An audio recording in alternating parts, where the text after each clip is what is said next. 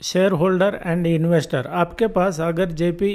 Associate के shares है तो ये आपके लिए जो है तो बहुत बड़ी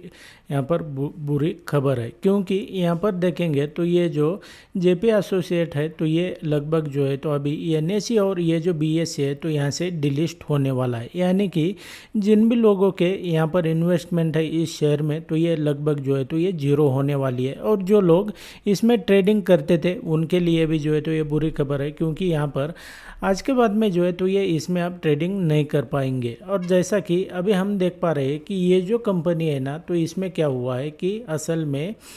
ये जो कंपनी डिलिस्ट होने का जो सबसे बड़ा जो रीज़न है कि ये कंपनी जो है तो इसका जो मार्केट कैपिटलाइजेशन था ना तो ये सही नहीं था। मतलब क्या है इसका, अभी हम जो है तो आगे देखते हैं कि ये किस तरीके से जो है तो किसने ख़रीदा है, क्या है इसमें क्या हुआ है, और असल में जो है तो जिन लोगों के पास इसके शेयर्स है तो उनके शेयर्स का और उन्होंने जो इन्वेस्टमेंट किया इस शेयर्स में उसका क्या होने वाला है।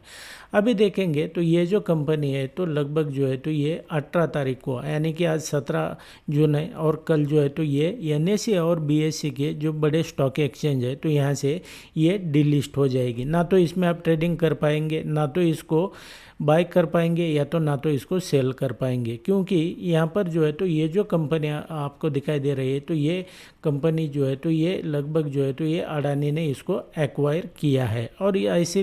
ऐसे में जो है तो ये इसका डिलिस्ट होना जो है तो ये तय हो चुका है। अभी इस कंपनी में क्या हुआ है असल में ये सबसे पहले जो है तो यहाँ पर समझ लो, और इसके बाद में जो भी लोग इसमें इन्वेस्टेड है, जिन्होंने यहाँ पर इन्वेस्ट किया हुआ है तो उनके जो शेयर्स है तो उनको क्या कुछ इसका जो है तो मुबादला मिलने वाला है, बेनिफिट मिलने वाला है, नहीं मिलने वाला है, तो ये मैं आपको आगे बताऊंगा।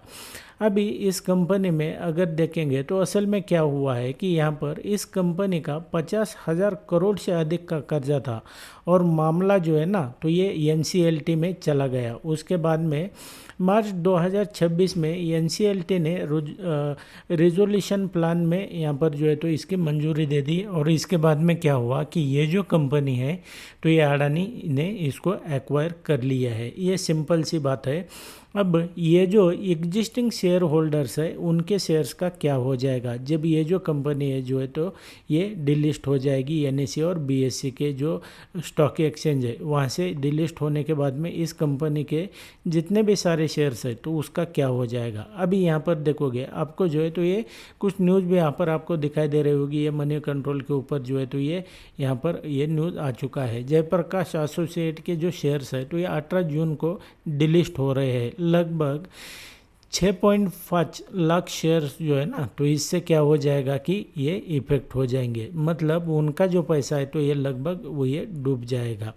इसकी वजह से जो है तो आप अगर इन्वेस्टिंग करते हैं तो इसको आपको ध्यान में रखते हुए करना होता है कि कंपनी कैसी है क्या नहीं है, इसके रिगार्डिंग जो है तो उसका फंडामेंटल कैसा है, उसका मार्केट कैप कैसा है, वो कंपनी क्या करती है क्या नहीं है, इसके बारे में जो है तो आपको पहले से पता होना चाहिए। अब जैसा कि यहाँ पर देख रहे हैं कि ये जो इसका स्टॉक जैसे ही ये न्यूज़ बाहर आ गई और ये डिलिस्ट होने वाला है तो उसका जो स्टॉक है तो ये लगभग बुरी तरह से गिर चुका है। अभी 2.15 रुपीज़ इसके ऊपर जो है तो ये ट्रेड कर रहा है। आगे मैं आपको बताऊंगा इसके रिगार्डिंग भी। अब ये डिलिस्ट क्यों हो रही है, इसका मुख्य कारण जो है तो ये इंसॉल्विंग रिजोल्यूशन में कंपनी की वैल्यू इतनी कम मानी गई है कि सिक्योर्ड क्रेडिटर्स का भी पैसा पूरे तरीके से जो है तो यहाँ पर आईबीसी के वाटरफॉल मैकेनिज्म में इक्विटी शेयर होल्डर सबसे आखिर में आते हैं, इसलिए पुराने इक्विटी शेयर होल्डर ख़त्म करने का फैसला लिया गया है। मतलब इनके पास जो है तो इतना भी पैसा नहीं है कि ये जो इन्वेस्टर्स होते हैं ये होते हैं तो उसको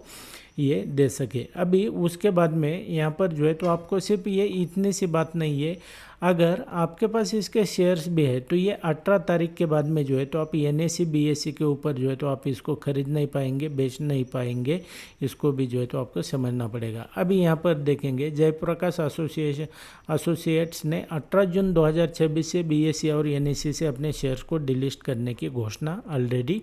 की हुई है। मतलब एक ही दिन बचा है, कल के डेट को जो है तो ये डिलिस्ट हो जाएंगे एनएसई और बीएसई के साइड से। अब शेयर होल्डर्स का क्या होगा, मतलब जिन लोगों ने जो है तो ये जेपी एसोसिएट में पहले से इन्वेस्टेड थे और उनको जो है तो उनकी जो इन्वेस्टमेंट है तो वो होल्ड की हुई थी, सबसे बड़ा जो है तो यहाँ पर यही है कि भाई उनका क्या हो जाएगा इसके बाद में। तो यहाँ पर उनको जो है तो जितने भी सारे लगभग 6 लाख जो शेयर होल्डर्स है ना, तो इससे प्रभावित होने वाले, उनको जो है तो इसका कुछ भी फ़ायदा यहाँ पर नहीं मिलने वाला। ये ऑलमोस्ट जो है ना तो ये डिक्लेयर हो चुका है। अप्रूवल प्लान जो है इसका, तो इसके हिसाब से अगर देखेंगे तो शेयर होल्डर्स को 0 कंसिडरेशन यहाँ पर जो है तो मिलने की बात कही गई है। अभी पुराने शेयर कैंसिल हो सकते हैं और उनके बदले कोई पे आउट मिलने की जो है तो यहाँ पर संभावना नहीं है। इस बात को भी जो है तो आपको समझना पड़ेगा। अभी देखेंगे ये जो जेपी एसोसिएट का जो ये शेयर्स है ना, तो ये अभी कितने पे ट्रेड कर रहा है, जैसा कि यहाँ पर देखेंगे तो ये 2.41 या तो 2.44 इसके लगभग जो है तो ये शेयर्स यहाँ पर ट्रेड करता हुआ आपको नज़र आ रहा है। जैसे जैसे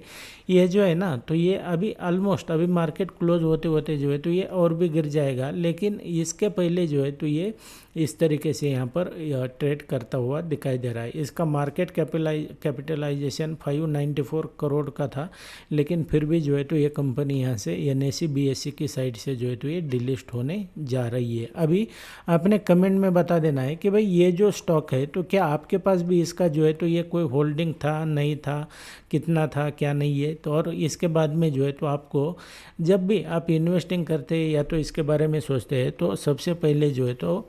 यहाँ पर आपको उसके बारे में जो है वो जो कंपनी है तो उसके बारे में डीप में पता होना चाहिए कि उसका फंडामेंटल क्या है, कंपनी क्या करती है, उसका कैपिटल कितना है, क्या नहीं, इन सब के बारे में जो है तो आपको पता होना चाहिए।